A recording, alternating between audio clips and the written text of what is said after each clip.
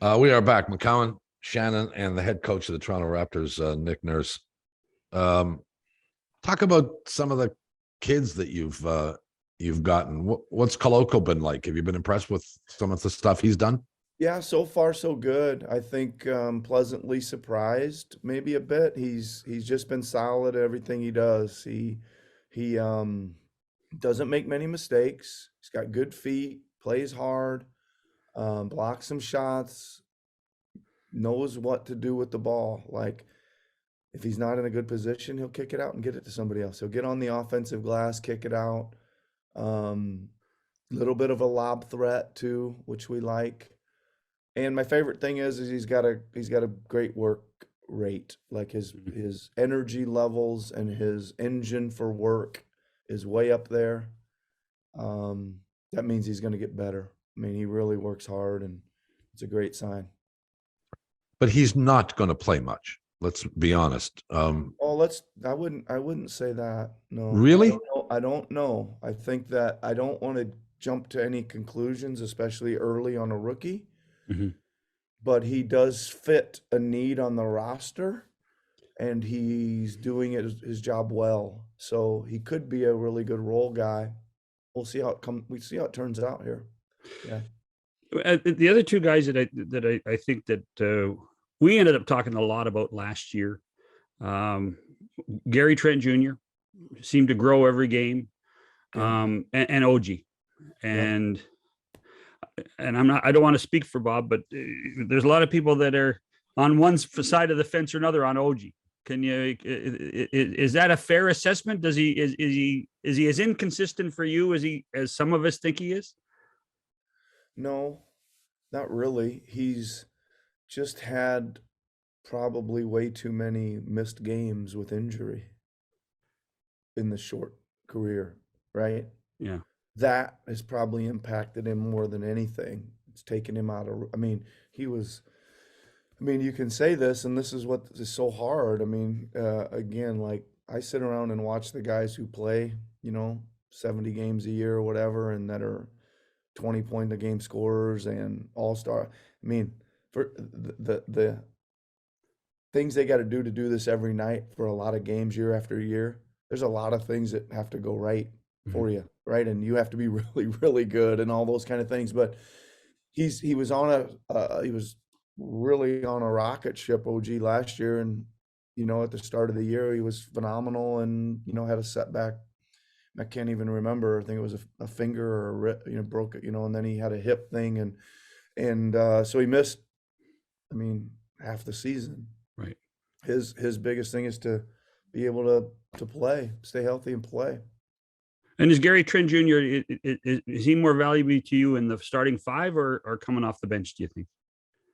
Well, he's kind of played so well that he's earned that starting spot, right? I think he's earned it. Hmm. Um, that's where he sits right now. I mean, who knows how it's all gonna shake down here as we go. But I'm still, and I'm this is one thing I've been able to do a lot of things as a head coach, but one thing this 8 or 9 man starting lineup that I want Right. to that I want to introduce. I haven't been able to get that one done for for some reason. But I still think there's many guys that could start on any given night, and then it seems to be a question I get asked every single day. It really seems to be important, and then it seems like because of injury, you're changing the starting lineup every single night anyway. So it just seems so silly that we're all locked in on this. It's got to be these 5 guys and they got to start and blah, blah, blah, blah, blah. But I'll continue to work at it. Well, so let me ask you. So this Yep. concept that or this aura that you seem to have that you want to have the 8 or 9 guys Yep. who can start. He wants them all at once, Bob. Well, ideally. Sometimes we need them. Is that Nick Nurse who wants that? Or is that a function of looking around at your roster and saying, these guys, this guy here could start now and again? I think it's more of I think certain guys, could do it. It's more of internal competition is healthy. all those kind of things. I don't know, I guess. And for me, I mean, I know I was hard to keep off the floor or off the field or whatever as a player. Like I couldn't stand being on the bench. Like in fact, one time in a high school baseball all-star game, I wasn't starting, and the third baseman got hurt. The coach said, "Anybody? He didn't know us, as an all-star. Anybody here play third?" I said, "Me. I never played third. I never played. If I wanted to play so bad, But you I wanted said, to I play play, right? third." And I went in there and played third base. So I get it that guys want to start and want to be on the floor. Trust me. So we'll see how it goes. Well, you have a bunch of guys who, I don't know whether they've earned the right or the opportunity, but you have a bunch of guys who are certainly intriguing. And one of the things that has been discussed with you is minutes played Yeah. and how much you play guys. And again, does that concern you? Are we spending too much time on the outside looking at your team and saying, okay, this guy's playing 39, 40 minutes a night. That's too many. Well, let's face it, there was the triple overtime game in Atlanta. Everybody played over 50. The Yeah. starting five played over 50. That, to me, to a lot of people, that was a red flag. Was it fair? I don't know. What did their guys play? That in a triple Less. overtime game. Less, Sure. I can tell you, but Trey Young did. Trey Young played less.